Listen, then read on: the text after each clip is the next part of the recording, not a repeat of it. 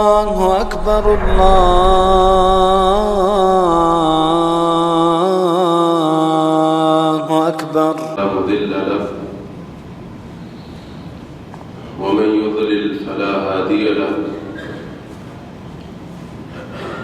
أشهد أن لا إله إلا الله وحده لا شريك له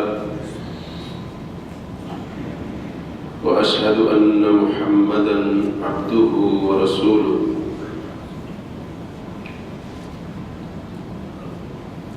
أرسله إلى الناس كافة بشيرا ونذيرا وداعيا إلى الله بإذنه وسراجا منيرا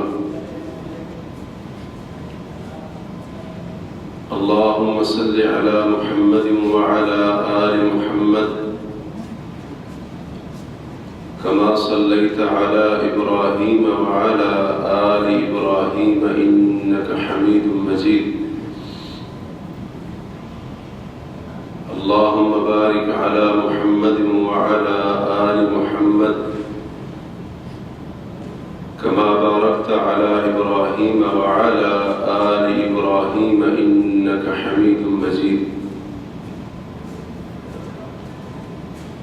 اللهم انفعنا بما علمتنا وعلمنا ما ينفعنا وزدنا علما اللهم أرنا الحق حقا وارزقنا اتباعه وأرنا الباطل باطلا وارزقنا اجتنابه رب اشرح لي صدري ويسر لي أمري واحلل عقدة من لساني يفقهوا قولي واحلل عقدة من لساني يفقهوا قولي واحلل عقدة من لساني يفقهوا قولي سبحانك لا علم لنا إلا ما علمتنا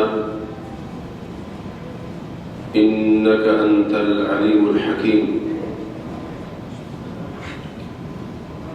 أما بعد فأعوذ بالله من الشيطان الرجيم بسم الله الرحمن الرحيم يا أيها الذين آمنوا لا تقدموا بين يدي الله ورسوله واتقوا الله إن الله سميع عليم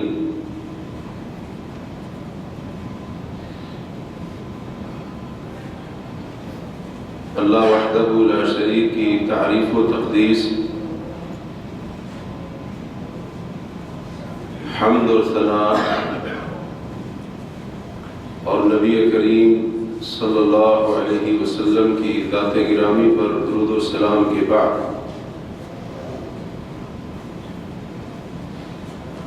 آپ حضرات کے سامنے سورہ حجرات کی سب سے پہلی آیت پڑھی ہے۔ یہ سورہ حجرات مدنی دور کی سورت ہے اور مفسرین کا اس بات کے اوپر اتفاق اور اجماع ہے کہ یہ سورت نبی کریم صلی اللہ علیہ وسلم کی ہجرت کے بعد نازل ہوئی۔ سورہ حجرات کا مرکزی اور بنیادی موضوع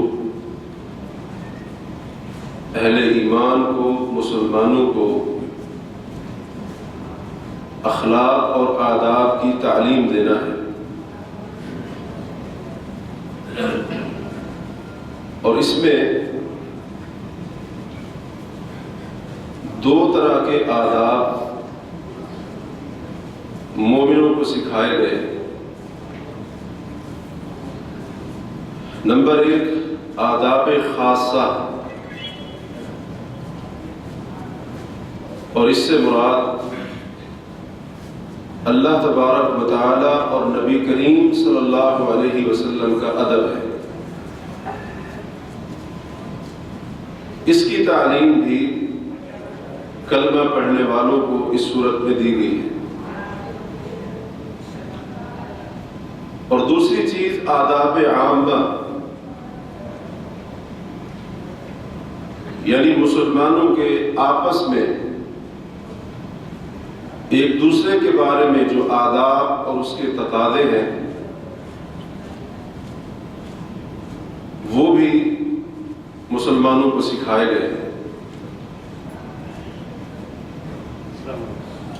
سورہ حجرات کی یہ پہلی آیت ہے، اس میں اللہ تبارک و تعالی نے ہمیں اپنا اور اپنے رسول صلی اللہ علیہ وسلم کا ایک ادب سکھایا ہے۔ فرمایا یا ایھا الذین آمنوا، اے ایمان والو، لا تقدموا بین یدی اللہ ورسولہ، اللہ اور اس کے رسول صلی اللہ علیہ وسلم سے آگے مت بڑھو۔ واتقوا اللہ، اللہ سے ڈر جاؤ۔ ان اللہ سمیع علیم، یقیناً اللہ تبارک و تعالی خوب سننے والا اور بڑا ہی جاننے والا ہے۔ یہ ادب سکھایا جا رہا ہے، کس کا؟ خالق کائنات کا۔ کس کا ادب سکھایا جا رہا ہے؟ جناب محمد رسول اللہ صلی اللہ علیہ وسلم، کہ لا تقدموا بین یدی اللہ ورسولہ، اللہ اور اس کے پیغمبر سے تم نے آگے نہیں بڑھنا ہے، کیونکہ ہم مسلمانوں کو، کلمہ پڑھنے والوں کو اور ایمان اور حق دین اسلام کو قبول کرنے والوں کو اللہ اور اس کے رسول کی اطاعت کا حکم دیا گیا ہے، کہ آپ نے اللہ کی بھی اطاعت کرنی ہے اور رسول کریم صلی اللہ علیہ وسلم کی بھی اطاعت کرنی ہے۔ اور اس اطاعت، اتباع اور تابعداری کا تقاضا یہ ہے کہ بندہ پھر اپنی منمانی نہ کرے۔ اس اطاعت کا تقاضا یہ ہے کہ بندہ پھر اپنی مرضی نہ کرے۔ اور اگر کوئی شخص دین کے معاملے میں اپنی مرضی اور منمانی کرے گا تو گویا وہ اللہ اور اس کے رسول سے آگے بڑھنے کی کوشش کر رہا ہے، جس سے اللہ تعالی نے اہل ایمان کو روک دیا ہے۔ اور یہ سب سے بڑی گستاخی ہے اللہ اور اس کے رسول کی، یہ سب سے بڑی بے ادبی ہے اللہ اور اس کے پیغمبر کی، کہ ایک بندہ اللہ اور اس کے رسول سے آگے بڑھنے کی کوشش ہے، کیونکہ اللہ اور رسول صلی اللہ علیہ وسلم کا حقیقی ادب یہ ہے کہ بندہ ان کی اطاعت کرے، تابعداری کرے، ان کا کہنا مانے اور اپنی منمانی نہ کرے۔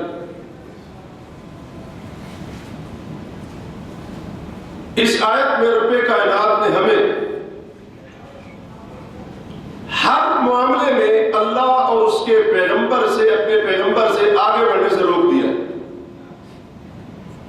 کہ کسی بھی معاملے میں، کسی بھی چیز میں تم نے اللہ تعالیٰ اور اس کے پیغمبر سے آگے نہیں بڑھنا۔ تو یہ آیت ہم لوگوں سے کچھ چیزوں کا تقاضا اور مطالبہ کرتی ہے۔ آج کی مجلس میں انشاءاللہ یہ باتیں سمجھنے کی ہم نے کوشش کرنی ہے۔ اگر کوئی بندہ ان باتوں کو صحیح معنوں میں سمجھ لے اور ان پر غور کر لے تو انشاءاللہ خالص دین کو سمجھنے میں کوئی رکاوٹ نہیں ہوگی۔ اللہ نے فرمایا لا تقدموا بین یدی اللہ و رسول، اللہ اور اس کے رسول سے آگے نہ بڑھو۔ اس آیت کا تقاضا یہ ہے کہ ہمیں قول میں، الفاظ میں، بات میں بھی اللہ اور اس کے رسول سے آگے نہیں بڑھنا۔ دین کی وہ چیزیں جن کا تعلق قول کے ساتھ ہے، دین کے وہ معاملات جن کا تعلق الفاظ کے ساتھ ہے، بولنے کے ساتھ ہے، اقوال میں، الفاظ میں بھی اللہ اور اس کے رسول سے آگے نہیں بڑھنا۔ اور اس کی ایک شکل یہ ہے کہ انسان وہ بات کہنا شروع کر دے جو اللہ نے کہی نہیں ہے۔ اور ہمارے معاشرے میں بہت سارے لوگ ہوتے ہیں جو بڑی جرات کے ساتھ یہ کہہ دیتے ہیں جی اللہ نے یہ کہا ہے، اللہ نے یہ فرمایا ہے۔ کوئی بات اپنی طرف سے کریں گے یا لوگوں سے سنیں گے اور اس کی نسبت رب کائنات کی طرف کر دیں گے، حالانکہ یہ اللہ تعالی سے آگے بڑھنا ہے۔ ایک بات جو رب العالمین نے کہی نہیں ہے اس کے بارے میں یہ کہنا کہ رب نے ایسے کہا ہے، یہ اللہ سے آگے بڑھنا ہے۔ بندہ قول میں، لفظ میں، بات میں اللہ سے آگے بڑھ رہا ہے، اور اللہ تعالیٰ نے اس چیز کو حرام کیا ہمارے لیے۔ فرمایا وَأَن تَقُولُوا عَلَى اللَّهِ مَا لَا تَعْلَمُونَ، اے لوگوں تمہارے رب نے تمہارے اوپر اس چیز کو بھی حرام قرار دیا ہے کہ تم رب کے بارے میں ایسی باتیں کہو جن کا تمہیں علم بھی نہیں۔ یہ قول علی اللہ بغیر علم ہے، بغیر علم کے اللہ کے بارے میں بات کرنا ہے، بغیر علم کے رب کے بارے میں یہ کہنا کہ اللہ نے یہ فرمایا ہے، اللہ نے یہ کہا ہے، کہ اللہ سے آگے بڑھنا۔ اور پھر اس پر مزید یہ کہ انسان بغیر کسی شرعی دلیل کے حلال و حرام کے معاملے میں اپنی زبان کا استعمال شروع کر دے اور کہے کہ اللہ نے اس چیز کو حلال کیا، اللہ نے اس چیز کو حرام کیا، حالانکہ اللہ تعالیٰ نے نہیں کہا اس کے بارے میں کہ یہ حلال ہے، خالق کائنات نے نہیں فرمایا کہ یہ حرام ہے، اپنی مرضی سے بندہ یہ کہے گا رہا ہے۔ رب العالمین فرماتے ہیں وَلَا تَقُولُوا لِمَا تَصِفُ أَلْسِنَتُكُمُ الْكَذِبَ هَذَا حَلَالٌ وَهَذَا حَرَامٌ لِتَفْتَرُوا عَلَى اللَّهِ الْكَذِبَ، اے لوگو جو جھوٹ تمہاری زبانوں سے نکلتا ہے اس جھوٹ کی وجہ سے تم یہ نہ کہو کہ یہ حلال ہے یہ حرام ہے، تاکہ تم اللہ کے اوپر جھوٹ باندھو، بہتان باندھو۔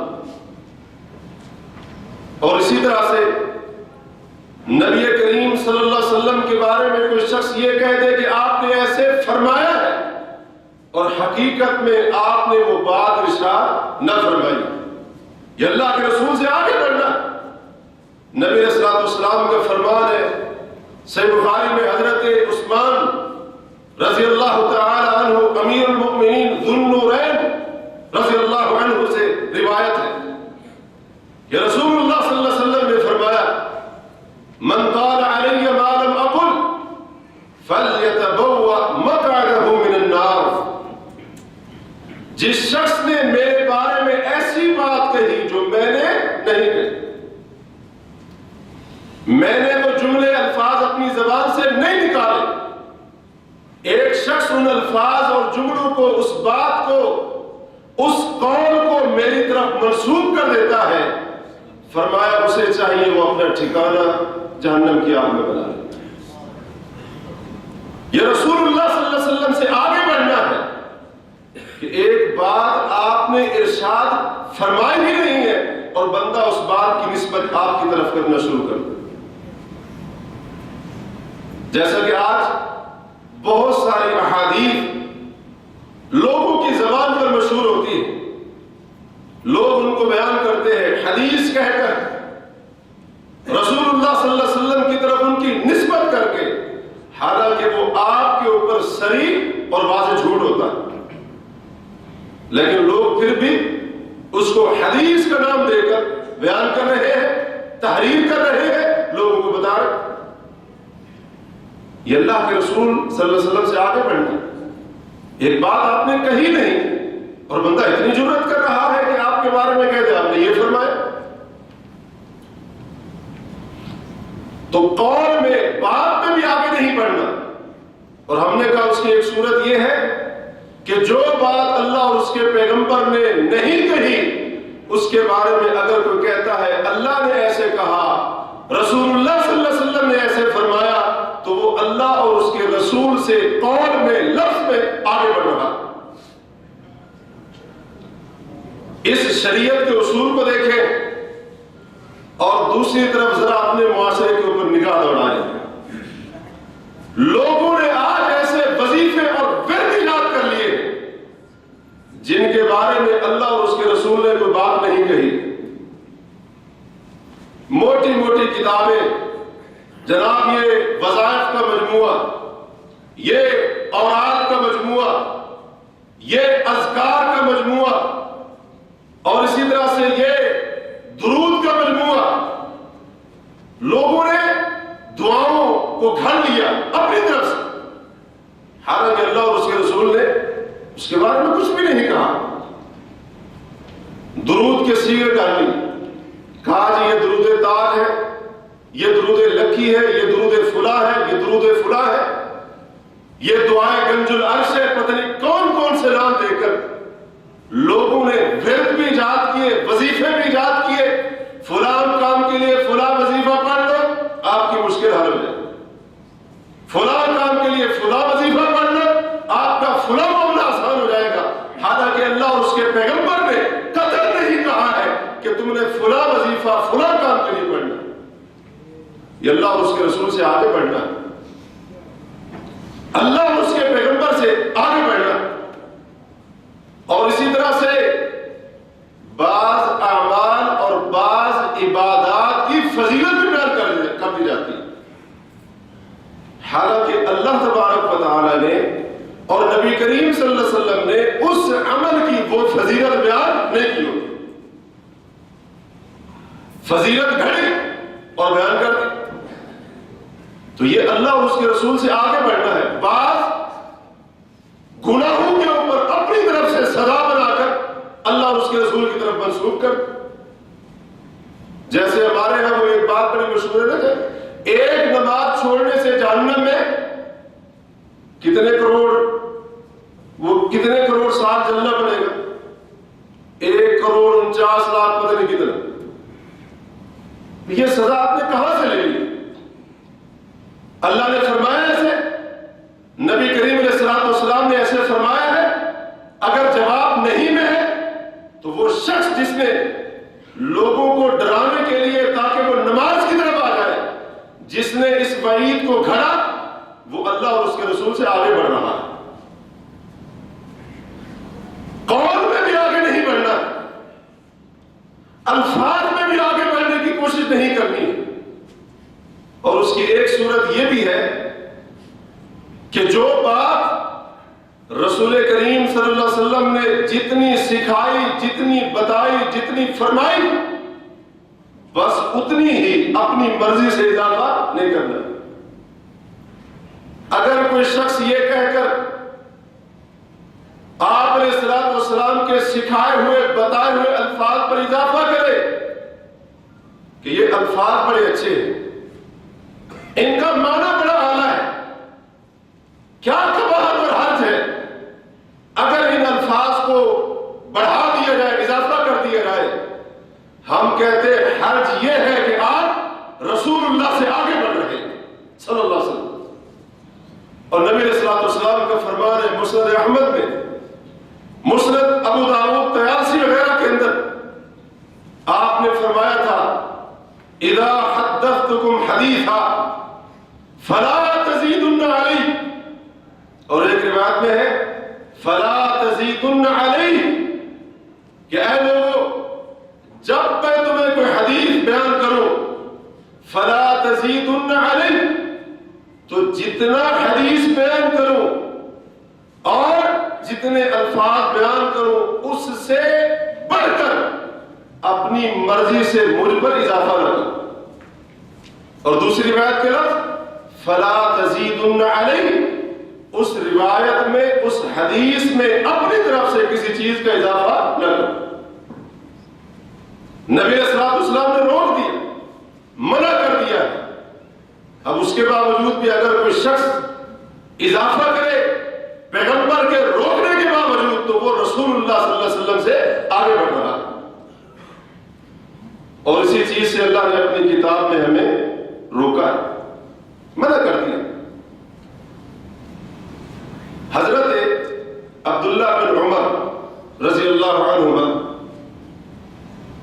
مشہور و معروف صحابی ہیں، امیر المؤمنین حضرت عمر بن خطاب رضی اللہ عنہ کے بیٹے. سنن ترمذی کی روایت ہے کہ ایک مرتبہ ایک شخص ان کے پہلو میں بیٹھا ہوا تھا. اس بندے کو چھینک آئی اور اس نے چھینک آنے پر کہا الحمدللہ والسلام علی رسول اللہ صلی اللہ علیہ وسلم. کہا کہ تمام تعریفیں اللہ کے لیے اور سلام ہو رسول اللہ صلی اللہ علیہ وسلم. میں آپ سے سوال کرتا ہوں، اس بندے نے یہ جو الفاظ کہے والسلام علی رسول اللہ، اللہ کے رسول پر سلام ہو، یہ الفاظ برے ہیں؟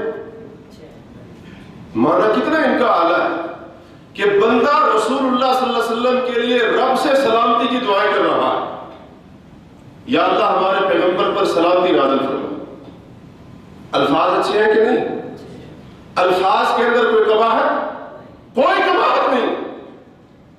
لیکن حضرات سنیے گا، صحابہ کرام کا منہج اور صحابہ کرام کا طریقہ. حضرت عبداللہ بن عمر نے جب اس کی زبان سے یہ الفاظ سنے تو کہا کہ سن، میں بھی کہتا ہوں الحمدللہ والسلام علی رسول اللہ. عبداللہ بن عمر بھی کہتا ہے کہ الحمدللہ والسلام علی رسول اللہ. لیکن وَلَيْسَ هَكَذَا عَلَّمَنَا رسول اللہ صلی اللہ علیہ وسلم، لیکن چھینک آنے کے موقع پر اللہ کے پیغمبر نے والسلام علی رسول اللہ کے الفاظ ہمیں نہیں سکھائے. اس لیے جتنا نبی نے سکھایا اتنا ہی کہو، اور جو نبی نے نہیں سکھایا وہ مت کہو. آج جناب اگر کسی کو یہ بات کر دی جائے کہ آپ نے تو فلاں الفاظ بڑھا دیے ہیں، حدیث میں اتنے لفظ ہیں، گستاخ کا فتویٰ تیار ہوتا ہے. یہ صحابی رسول روک دیا اور کہا کہ ہمیں رسول اللہ صلی اللہ علیہ وسلم نے سکھایا کہ جب ہم میں سے کسی ایک کو چھینک آئے تو وہ کہے الحمدللہ علی کل حال. تمام ہر حال میں سب تعریفیں اللہ کے لیے. تو حضرت عبداللہ بن عمر رضی اللہ عنہما نے والسلام علی رسول اللہ کے الفاظ اس بندے کو کہنے کی اجازت. الفاظ برے تھے، ظاہری طور پر ان میں کوئی قباحت تھی. حضرت عبداللہ بن عمر نے کیوں روکا اور ٹوکا؟ کیونکہ نبی علیہ السلام نے چھینک آنے کے موقع پر والسلام علی رسول اللہ کے الفاظ نہیں سکھائے. آج جب لوگوں کو کہا جاتا ہے کہ آپ جب اذان سے پہلے یہ درود پڑھتے ہیں جسے ہمارے ہاں سپیکری درود کہا جاتا ہے، اور اذان کے متصل بعد فوراً بعد آپ یہ جو درود پڑھتے ہیں آپ نہ پڑھا کریں، کیونکہ حضرت بلال نے اس کے بغیر اذان دی، رسول اللہ صلی اللہ علیہ وسلم نے نہیں سکھایا. آگے سے لوگ کہتے ہیں جی حرج کیا ہے اگر پڑھ لیں گے، درود ہی پڑھ رہے ہیں. بھئی یہ بندہ بھی تو نبی پر سلام بھیج رہا تھا، لیکن حرج یہ تھا کہ اس جگہ پر رسول اللہ صلی اللہ علیہ وسلم نے اپنی ذات اقدس کے اوپر سلام بھیجنے کی تعلیم نہیں. اور اگر کسی موقع پر نبی صلی اللہ علیہ وسلم نے کچھ مخصوص الفاظ نہیں سکھائے، اپنی مرضی سے ہم وہاں پر وہ لفظ خاص نہیں کر سکتے. حضرت عبداللہ بن مسعود رضی اللہ عنہ ایک بندے کو تشہد سکھا رہے تھے. تشہد سکھاتے سکھاتے جب وہ ان الفاظ پر پہنچے اشہد ان لا الہ الا اللہ واشهد ان محمدا عبده ورسوله. حضرت عبداللہ بن مسعود رضی اللہ عنہ نے یہ الفاظ اس کو سکھائے. اسی طرح سے جب وہ بندہ عبداللہ بن مسعود رضی اللہ عنہ کو یہ الفاظ سنانے لگا تو اس نے کہا اشہد ان لا الہ الا اللہ وحدہ لا شریک لہ واشہد ان محمدا عبدہ ورسولہ. صحابی نے الفاظ کیسے سکھائے تھے؟ اشہد ان لا الہ الا اللہ واشہد ان محمدا عبدہ ورسولہ. بندے نے کیا کر دیا؟ وحدہ لا شریک لہ ان الفاظ کا اضافہ کر دیا. وحدہ لا شریک لہ کا کیا معنی ہے؟ وحدہ اللہ اکیلا ہے. رب کی توحید میں کچھ حق ہے؟ اللہ کی وحدانیت میں کچھ شبہ ہے؟ لا شریک لہ رب کا کوئی شریک نہیں ہے. اس کے اندر کچھ شک ہے؟ حضرات الفاظ بڑے اچھے اور اللہ کی توحید کی گواہی ہے. رب العالمین سے شرک کی شریک کی نفی کی جا رہی ہے. الفاظ برے نہیں اور الفاظ کا معنی بھی اچھا ہے, کوئی بات نہیں, لیکن قربان جائے حضرت عبداللہ بن مسعود رضی اللہ عنہ کے اوپر, نبی کے صحابہ کے اوپر, جو رسول اللہ صلی اللہ علیہ وسلم کے شاگرد تھے, ان کو شریعت کا دین کا پتہ تھا. ان کا یہ مذہب, ان کا یہ موقف اور منہج نہیں تھا کہ کیا حرج ہے کہتے کہتے دین کی شکل ہی بگاڑ دی. حضرت عبداللہ بن مسعود رضی اللہ عنہ نے فرمایا وَلَكِنْ نَنْتَهِي إِلَى مَا عُلِّمْنَا, کہ وحدہ لا شریک لہ کے الفاظ کا اضافہ کرنے والے سن, میں بھی کہتا ہوں وحدہ لا شریک لہ, لیکن یہاں جب ہمیں نبی صلی اللہ علیہ وسلم نے تشہد سکھایا تھا, ہمارے نبی نے ہمیں وحدہ لا شریک لہ کے الفاظ نہیں سکھائے تھے. جہاں تک نبی نے سکھایا ہم وہیں تک رک جائیں گے اور اپنی مرضی سے کسی لفظ کا اضافہ نہیں کریں گے. حضرات یہ صحابہ کا موقف, یہ صحابہ کا, رسول اللہ صلی اللہ علیہ وسلم کے ساتھیوں کا, شاگردوں کا منہج ہے کہ جو لفظ نبی علیہ السلام نے نہیں سکھائے وہ لفظ بظاہر کتنے اچھے کیوں نہ ہو, ہم اپنی مرضی سے ان الفاظ کا اضافہ نہیں کر سکتے. اگر کریں گے تو اللہ اور اس کے رسول سے آگے بڑھ جائے, پھر ہماری یہ دلیل کام آئے گی. الفاظ تو بڑے اچھے ہیں, معنی ان کا بڑا اعلیٰ ہے, کیا حرج اور قباحت ہے اگر ان کو بڑھا دیا جائے؟ یہ دلیل کسی کام کی ہے؟ یہ دلیل کسی کام کی نہیں, کیونکہ رسول اللہ صلی اللہ علیہ وسلم نے اور آپ کے اصحاب نے ہمیں سکھائی. حضرت عبداللہ بن مسعود رضی اللہ عنہ کے شاگرد ہیں القبہ رحمہ اللہ تابعی. ان کی مجلس میں ان کے سامنے ایک شخص نے جن کا نام تھا ربیع بن خثیم رحمہ اللہ, وہ تشہد پڑھنے لگے تو انہوں نے تشہد پڑھتے ہوئے جب یہ الفاظ پڑھے السلام علیکہ ایھا النبی ورحمۃ اللہ وبرکاتہ, آگے اضافہ کر دیا ومغفرتہ. ومغفرتہ کے لفظ تشہد پہ ہے. بے تشہد پڑھتے ہو کہ نہیں پڑھتے ہیں؟ نماز پڑھتے ہیں نا الحمدللہ, تشہد پڑھتے ہیں کہ نہیں؟ ومغفرتہ کے لفظ پہ پڑھتے, کہاں تک پڑھتے ہیں؟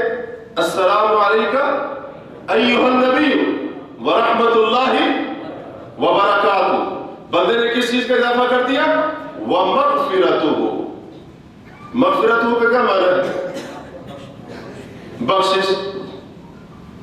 الفاظ برے, دعا ہے کہ نہیں؟ کتنی بڑی اچھی, کتنی اچھی دعا ہے کہ اے نبی علیہ الصلوۃ والسلام, آپ پر اللہ کی طرف سے سلامتی ہو, رحمت ہو, برکت ہو, اور اللہ کی طرف سے آپ پر بخشش نازل. الفاظ بڑے اعلیٰ, بڑے اچھے, لیکن امام علقمہ رحمہ اللہ, حضرات صحابہ کا شاگرد تابعی علقمہ رحمہ اللہ, انہوں نے وَمَغْفِرَتُهُ کے الفاظ کا اضافہ کرنے کی اجازت نہیں دی. کہا کہ نَقِفُ حَيْثُ عُلِّمْنَا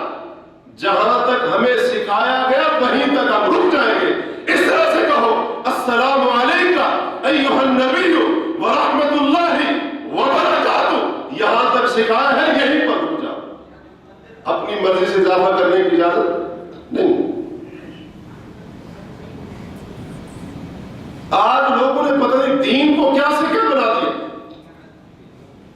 اضافے کرتے گئے، اصل چیز کچھ اور ہوتی ہے، اضافے کر کے کچھ اور بن جاتی۔ اور ہمارے یہاں بڑی مثالیں ان چیزوں کی۔ دعا کتاب و سنت میں اس کے الفاظ کچھ ہوتے ہیں، لیکن لوگ اضافہ کر کے کیا سے کیا بنا دیتے ہیں۔ جیسے آپ جب عمرہ کرنے گئے ہوں گے، بیت اللہ کا طواف کر رہے ہوں گے، تو رکن یمانی سے لے کر حجر اسود تک ایک خاص دعا جو نبی علیہ الصلوۃ والسلام سے پڑھنی ثابت ہے، آپ کو بتایا گیا ہوگا، سکھایا گیا ہوگا کہ آپ نے وہ دعا پڑھنی۔ کون سی دعا؟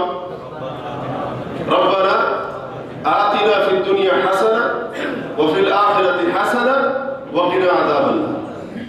قرآن میں بھی ایسے ہے اور احادیث میں بھی ایسے ہے، اتنی دعا ہے بس۔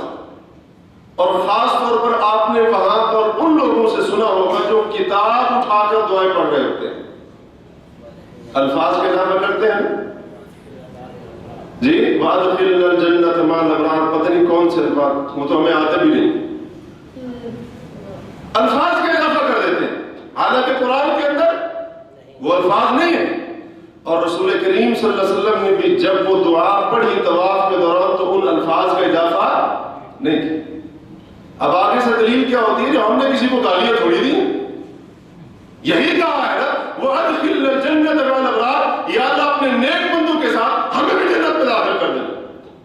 یہ دلیل کسی کام کی ہے؟ یہ دلیل کسی کام کی نہیں۔ ہم کہتے ہیں جتنا رسول اللہ صلی اللہ علیہ وسلم نے سکھائی اور پڑھی ہے اتنا ہی پڑھو، اسی کے اندر ہی خیر،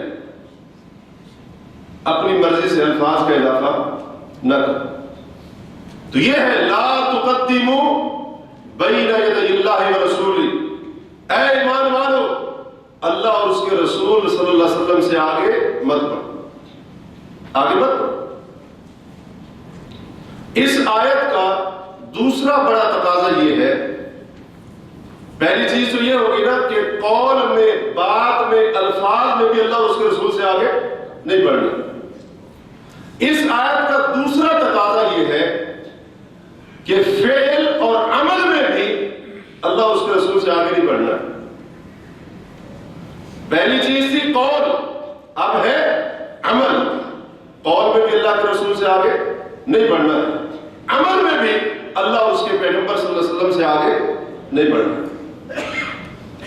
اس کی بہت ساری صورتیں ہیں۔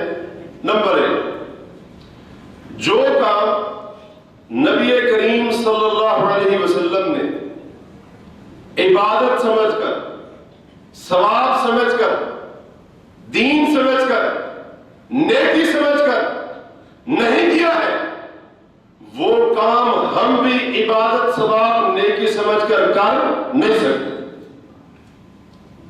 آج لوگ کہتے ہیں جی منع کہاں پر ہے؟ سب سے بڑی دلیل یہ ہوتی ہے منع کہاں پر ہے؟ ہم کہتے ہیں اللہ کے بندو، نبی کا نہ کرنا اس کے منع ہونے کی دلیل ہے۔ مزید اگر کوئی ممانعت کی دلیل نہیں بھی ہے، نبی کا اس کام کو عبادت سمجھ کر نہ کرنا اس کے منع ہونے کی سب سے بڑی دلیل، کیونکہ ہمارا ایمان ہے کہ رسول کریم صلی اللہ علیہ وسلم احمد الخلق تھے، احمد الناس تھے، تمام لوگوں میں سب سے زیادہ عبادت کرنے والے اس روئے زمین کے اوپر محمد کریم تھے اور کوئی بھی نہیں۔ یہ کیسے ہو سکتا ہے کوئی کام عبادت کا ہو نبی سے چھوٹ گیا ہو، کوئی کام ثواب کا ہو، نیکی کا ہو، محمد کریم علیہ الصلوۃ والسلام اس سے غافل رہے؟ ایسا ہو سکتا ہے بھائی؟ ہمارا تو ایمان ہے کہ عبادت کا جو بھی کام تھا اور عبادت کے جتنے بھی کام تھے رسول کریم صلی اللہ علیہ وسلم نے بتا دیے، کر کے دکھا دیے، اور کوئی کام جو حقیقت میں عبادت کے درجے پر تھا نبی علیہ الصلوۃ والسلام نے نہیں چھوڑا، مگر اپنی امت کو تو اس کے بارے میں ضرور بتا دیا۔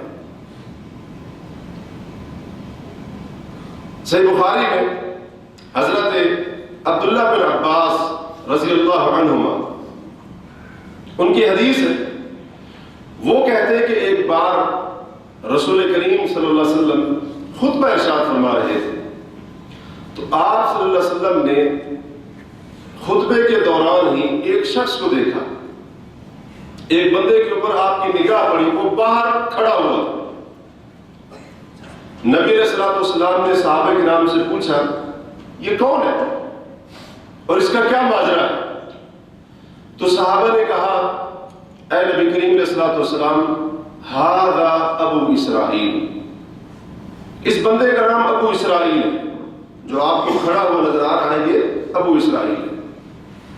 نذر ان یقوم ولا یقعد، اس نے یہ نظر مانی ہے کہ یہ کھڑا رہے گا، بیٹھے گا نہیں۔ ولا یستظل، سائے میں نہیں آئے گا۔ ولا یتکلم، بات نہیں کرے گا۔ اور اسی طرح سے ویصوم، روزہ رکھنے کی بھی اس نے نظر مانی۔ کتنے کام ہو گئے؟ 4 کام۔ اس بندے نے 4 کاموں کی نظر مانی تھی۔ اب میں آپ سے پوچھتا ہوں، نظر عبادت ہے کہ نہیں ہے؟ جی عبادت ہے کہ نہیں ہے نظر؟ نظر ماننا، منت ماننا جسے ہم اپنی زبان میں کہتے ہیں، نظر عبادت ہے۔ اور اسی طرح سے اس بندے نے نظر مانی کتنے کاموں کی؟ 4 کاموں کی اس نے نظر مانی۔ پہلا کام کہ میں کھڑا رہوں گا، بیٹھوں گا نہیں۔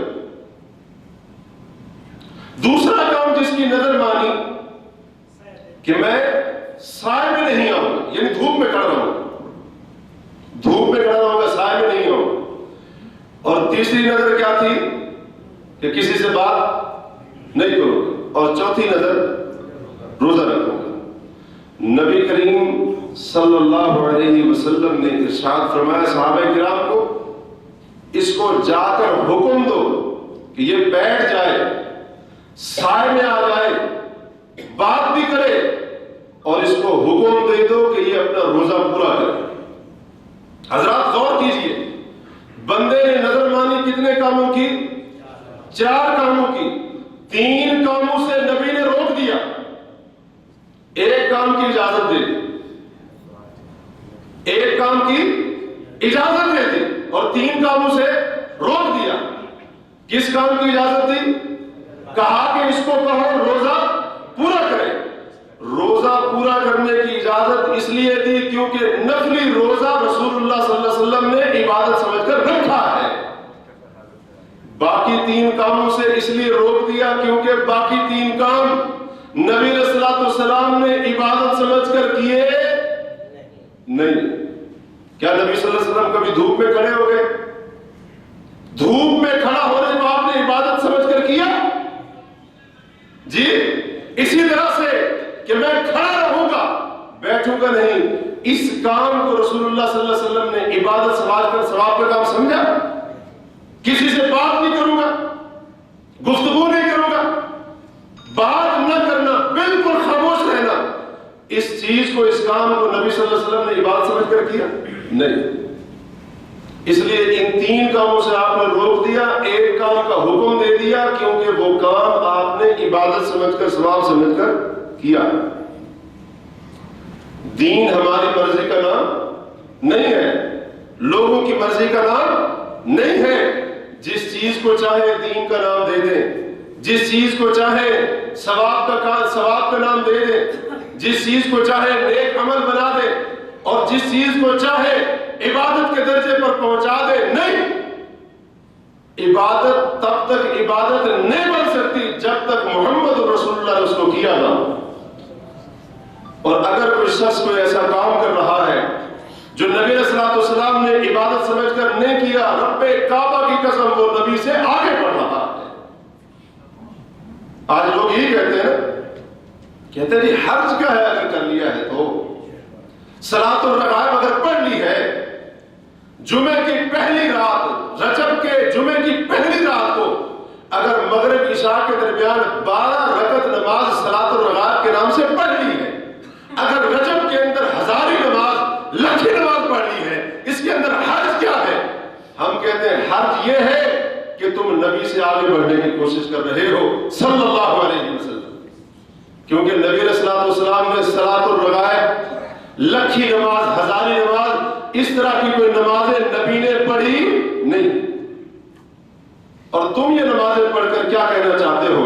یہ ایسی عبادت ہے جس کا نبی کریم صلی اللہ علیہ وسلم کو پتہ نہیں چلا تھا، نعوذ باللہ من ذلک۔ اگر یہ صلاۃ الرغائب پڑھنا، یہ لکھی ہزاری نماز پڑھنا نبی کریم علیہ الصلوۃ والسلام کی سنت، آپ کا طریقہ ہوتا، یا آپ بھی اس کو عبادت سمجھتے، ہمارا ایمان ہے سب سے پہلے یہ نمازیں آپ میں پڑھ کر بتاتے، کیونکہ وحی آپ صلی اللہ علیہ وسلم پر آتی تھی۔ تو لا تقدموا بین یدی اللہ ورسولہ، فعل میں، عمل میں بھی اللہ اور اس کے رسول سے آگے نہیں بڑھنا ہے۔ جس چیز کو اللہ اور اس کے رسول نے عبادت کا درجہ نہیں دیا، ہم اپنی مرضی سے یا کسی کے کہنے پر اس کو عبادت کہہ نہیں سکتے۔ جس چیز کو اللہ اور اس کے رسول نے نیکی اور ثواب کا کام نہیں کہا، ہم اپنی مرضی سے یا کسی کے کہنے پر یا کسی کے کرنے پر اس کو نیکی اور ثواب کا کام نہیں کہہ سکتے۔ حضرات دین کو سمجھے، یہ وہ خالص دین ہے جو محمد کریم علیہ الصلوۃ والسلام پر اللہ نے نازل فرمایا تھا، اور یہی وہ دین ہے جو آپ اپنی امت کے لیے چھوڑ کر گئے تھے۔ آج لوگوں نے ایسے ایسے کام عبادت، ثواب، نیکی کے نام پر ایجاد کیے، لوگوں کو اصل دین کا پتہ ہی نہیں، اصل دین کا پتہ نہیں۔ اور جو کام دین اسلام میں واقعتاً عبادت کا درجہ رکھتے تھے، لوگوں کے دلوں میں ان کاموں کی اہمیت نہیں اتنی جتنا لوگوں کے ایجاد کیے گئے کاموں کی اہمیت ہے۔ پھر کہتے ہیں جی حرج کیا ہے، نقصان کیا ہے؟ یہ حرج ہے، اصل دین سے ہی لوگ غافل ہیں، حقیقی دین کا ہی لوگوں کو پتہ نہیں۔ تو جو کام نبی صلی اللہ علیہ وسلم نے عبادت سمجھ کر نہیں کیا، وہ ہمیں بھی کرنے کی اجازت ہے نہیں۔ اور ہم کہیں جی منع کی دلیل کیا ہے؟ نبی کا نہ کرنا اس کے منع ہونے کی دلیل۔ جب نبی علیہ الصلوۃ والسلام نے نہیں کیا، وہ خود بخود منع ہو گئے۔ اب مزید اس کے منع ہونے کی کوئی دلیل نہ بھی ہو تو تب بھی ہمیں کرنے کی اجازت نہیں۔ اسی طرح سے عبادت کا جو کام رسول کریم صلی اللہ علیہ وسلم نے جتنا کیا، ہم نے بھی اتنا کرنا ہے۔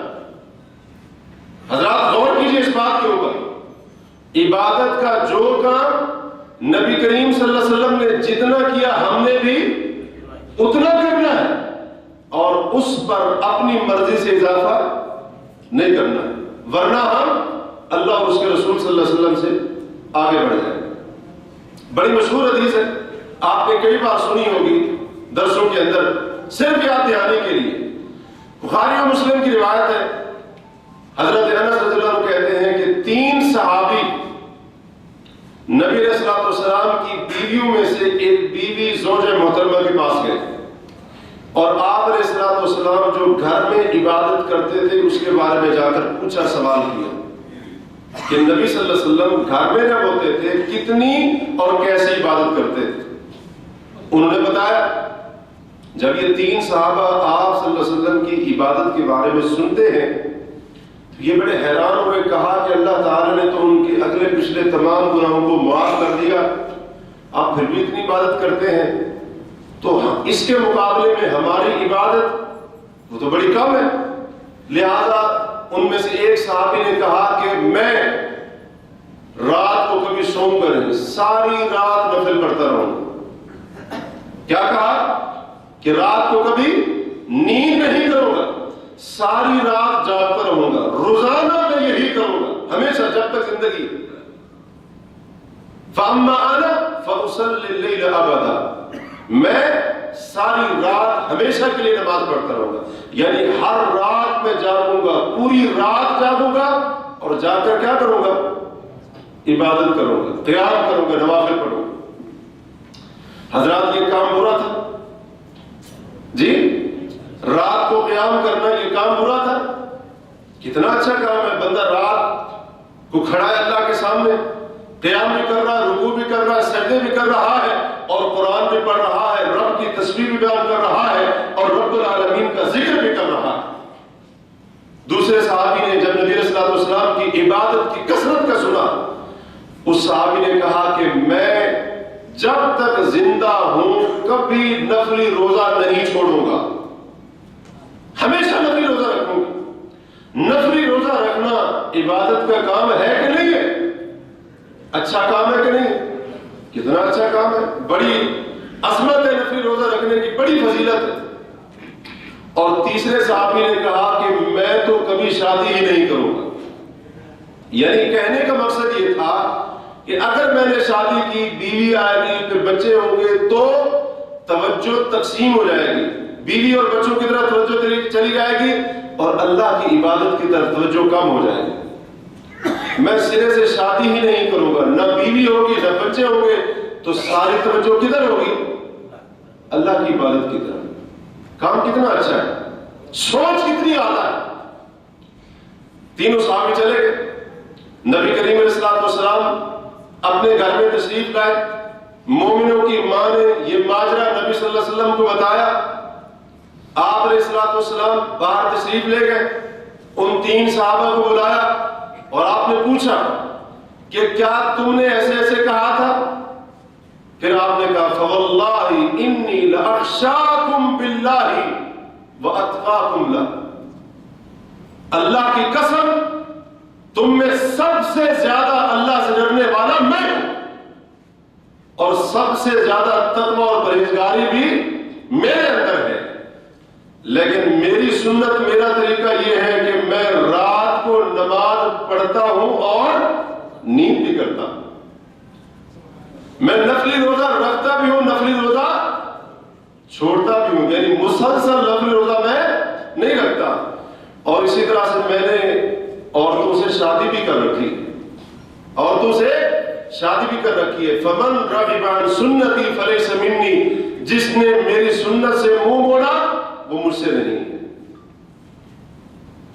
حضرات غور کریں، نبی کریم علیہ السلام نے قیام اللیل کی شکل میں عبادت کی، ساری رات کی جی، ساری رات کی آپ نے، ہر رات اور پوری رات، یعنی روزانہ پوری رات جاگ کر عبادت کرنا، یہ نبی کا طریقہ؟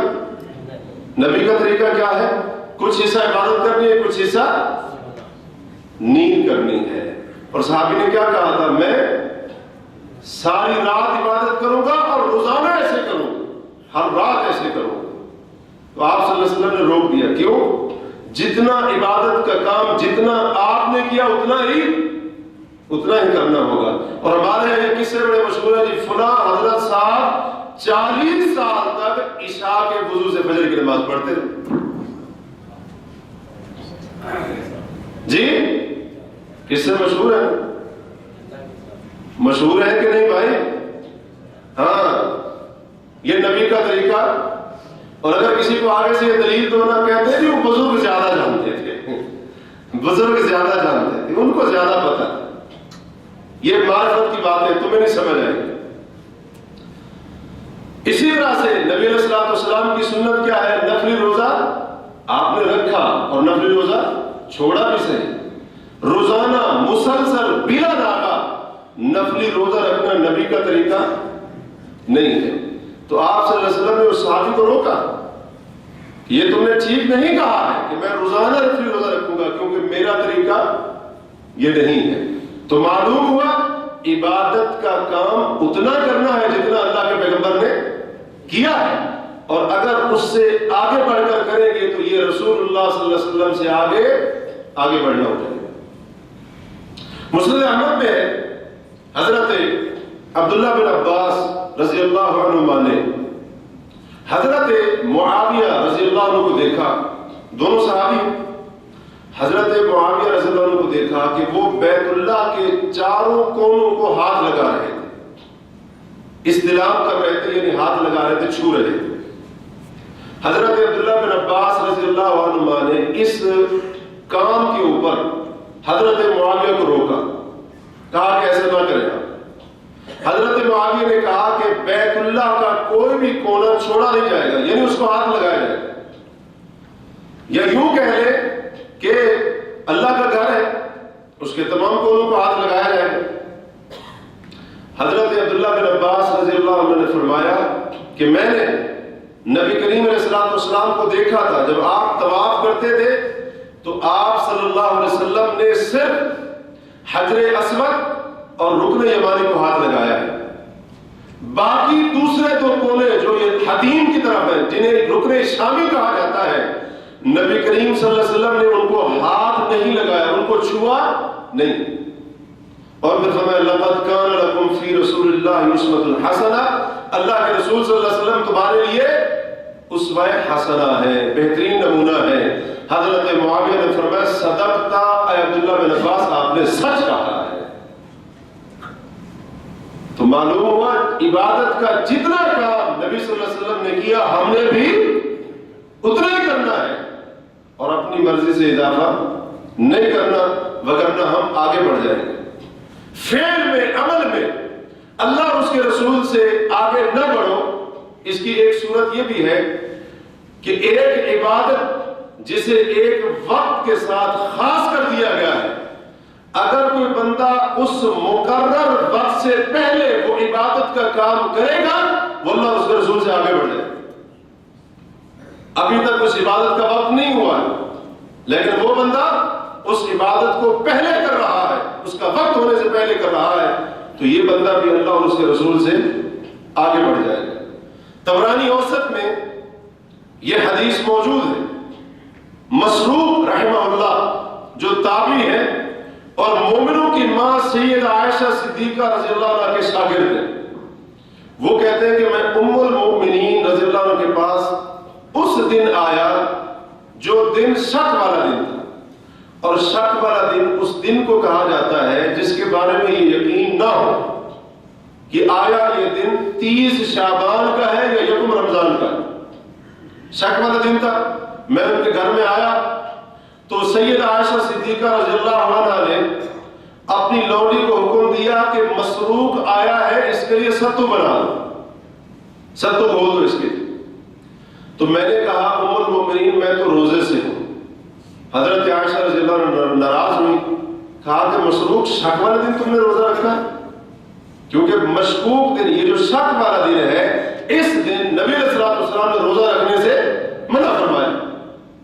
کہا کہ شک والا دن تم نے روزہ رکھا، مشکوک دن ہے، پتہ نہیں آج 30 شعبان ہے، یکم رمضان ہے، اور تم نے روزہ رکھ لیا۔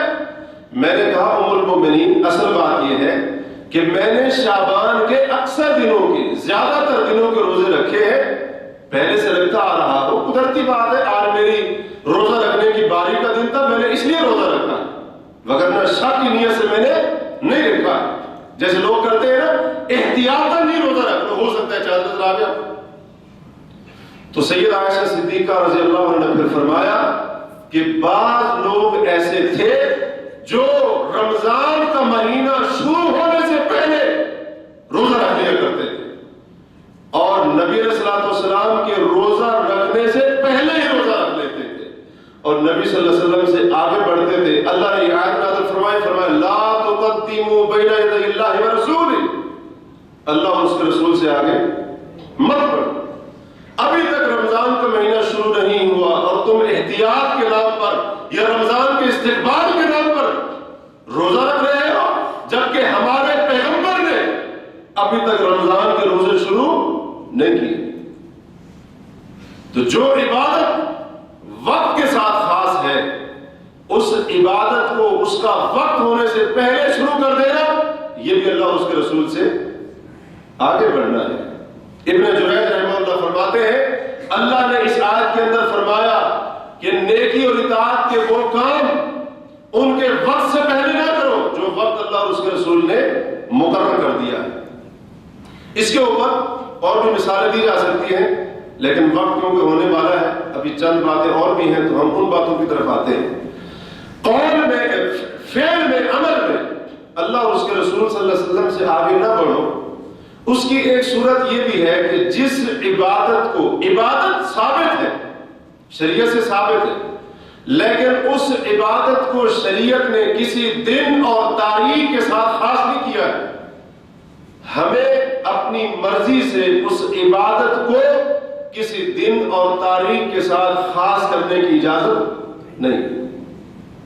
رسول اللہ صلی اللہ علیہ وسلم نے فرمایا، صحیح مسلم کی حدیث ہے، لا تختصوا لیلۃ الجمعۃ بقیام من بین اللیالی، کیا ہے لوگوں، ہفتے کی باقی راتوں کو چھوڑ کر جمعے کی رات کو قیام کے ساتھ خاص مت کرو، جمعے کی رات کو قیام کے ساتھ خاص مت کرو۔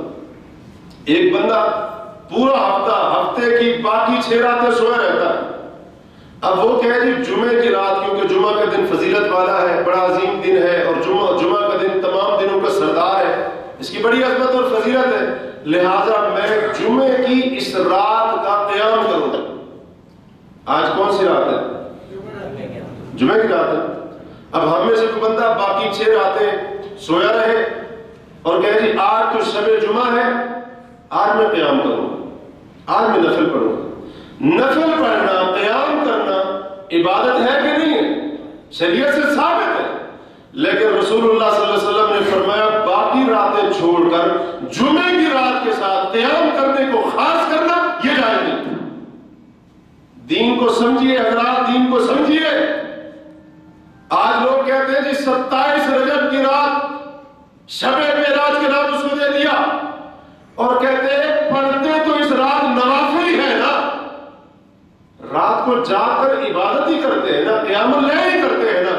ہم کہتے ہیں اللہ کے بندو، یہ جو 27 رجب کے ساتھ تم نے قیام اللیل کو خاص کر دیا ہے، اس کی کوئی دلیل نبی سے ثابت نہیں، اور نبی علیہ السلام نے اجازت نہیں دی کہ بندہ اپنی مرضی سے اس عمل کو کسی دن کے ساتھ، رات کے ساتھ، وقت کے ساتھ، تاریخ کے ساتھ خاص کر دے جس کو شریعت نے عام رکھا ہے۔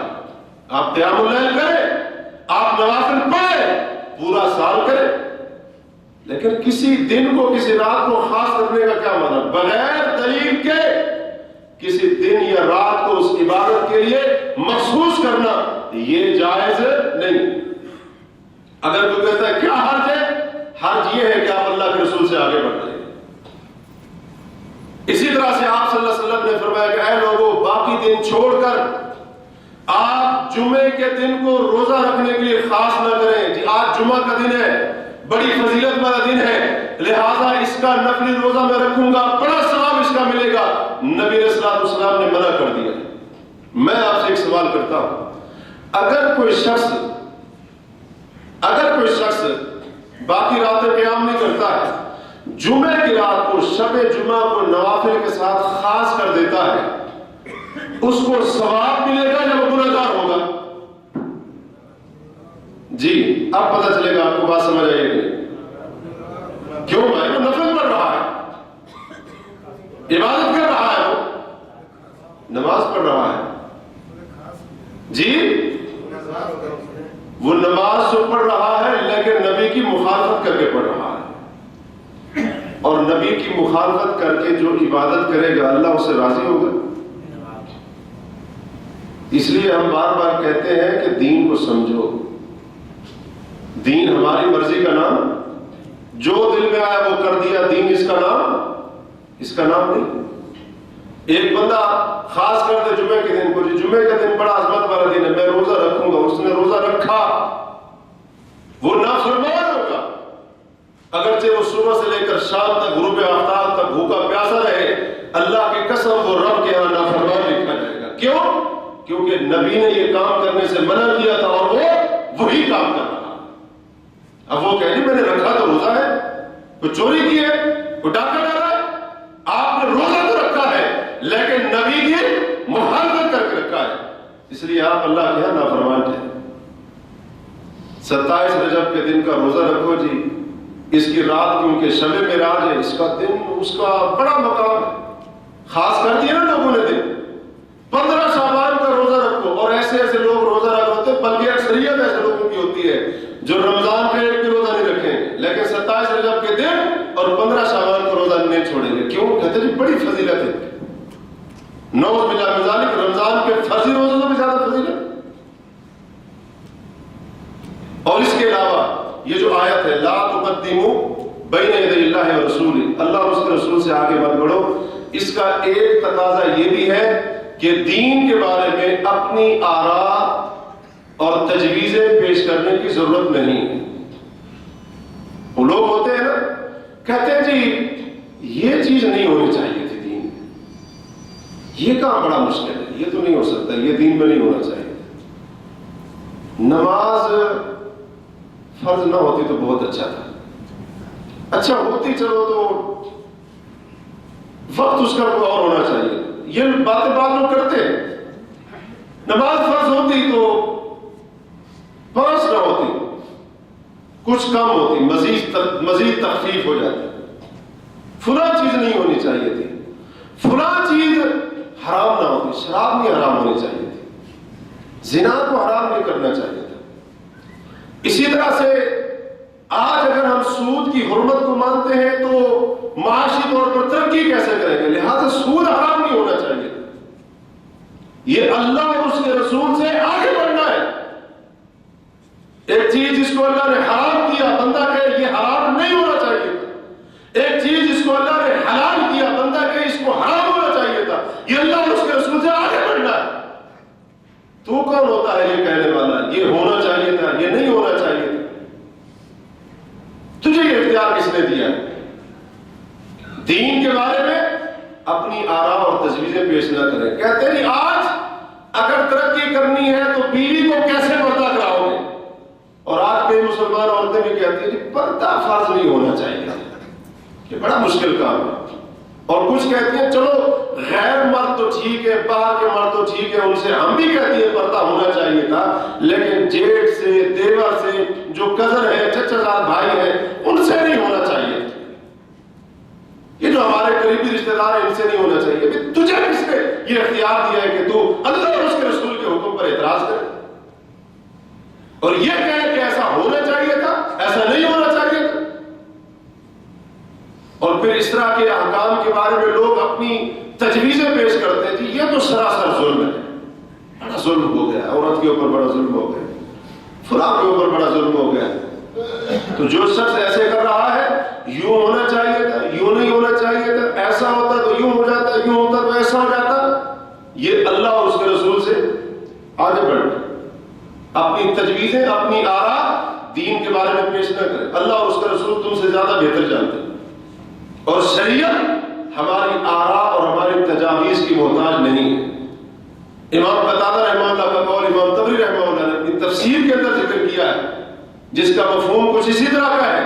امام قتادہ رحمہ اللہ فرماتے ہیں ہمارے سامنے یہ ذکر ہوا ہے کہ رسول اللہ صلی اللہ علیہ وسلم کے زمانے میں بعض لوگ ایسے تھے جو اس طرح کی باتیں کرتے تھے، کاش اس طرح فلاں مسئلے کے بارے میں فلاں چیز نازل ہو جاتی تو یہ ہو جاتا وہ ہو جاتا.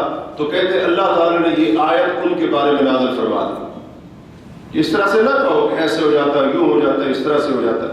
اور اسی طرح سے اس آیت کا تقاضا یہ بھی ہے کہ اللہ اور اس کے رسول صلی اللہ علیہ وسلم کے فیصلے کو ہم نہ چھوڑیں. اللہ اور اس کے رسول جو فیصلہ کرتے جس معاملے میں بھی، وراثت کا مسئلہ ہے، کوئی اور مسئلہ ہے، اللہ اور اس کے رسول کے فیصلے سے آگے نہ بڑھیں. آخری بات کر کے بات کو ختم کر رہا ہوں. آپ کو شاید یاد ہو کہ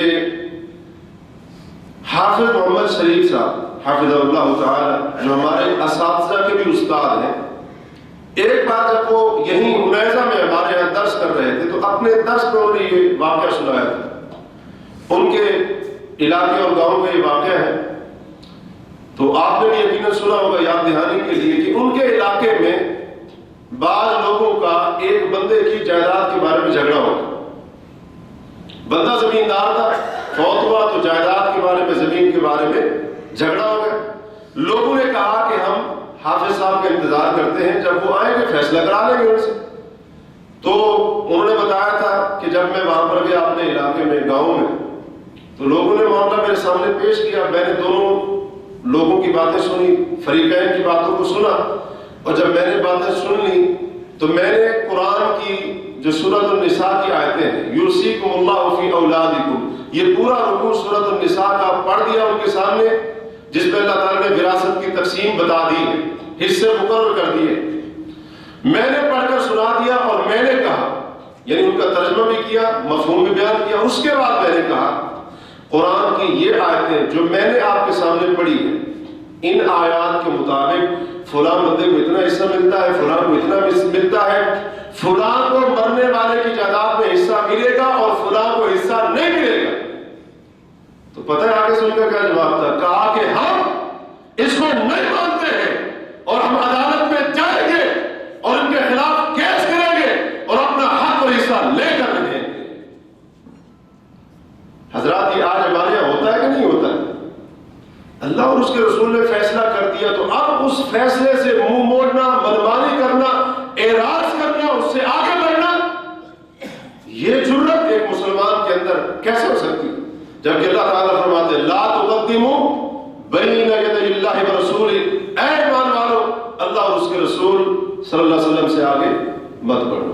اللہ سے دعا ہے اللہ تبارک و تعالی ہمیں خالص دین، اصل دین کو پہچاننے کی توفیق عطا فرمائے اور اس خالص دین کو پہچاننے کے بعد اس پر عمل کرنے کی، اسی کے مطابق ہمیں زندگی گزارنے کی توفیق عطا فرمائے. اللہ وحدہ لا شریک ہمیں اپنا اور اپنے رسول صلی اللہ علیہ وسلم کا حقیقی ادب کرنے کی توفیق عطا فرمائے. اللہ تعالی ہمیں اپنا اور اپنے پیغمبر صلی اللہ علیہ وسلم کا مطیع اور فرما بردار، اطاعت گزار بنا دے اور اللہ تبارک و تعالی ہمیں اس چیز سے محفوظ رکھے کہ ہم کسی بھی معاملے میں اللہ تبارک و تعالیٰ اور اس کے پیغمبر سے آگے بڑھنے کی کوشش کریں. اللہ سے ہم دعا کرتے ہیں کہ اللہ جب تک ہمیں زندہ رکھنا، اسلام پر استقامت دینا، اور جب موت دینا تو ہمارا خاتمہ ایمان کے اوپر ہو، نیک اعمال کے اوپر ہو.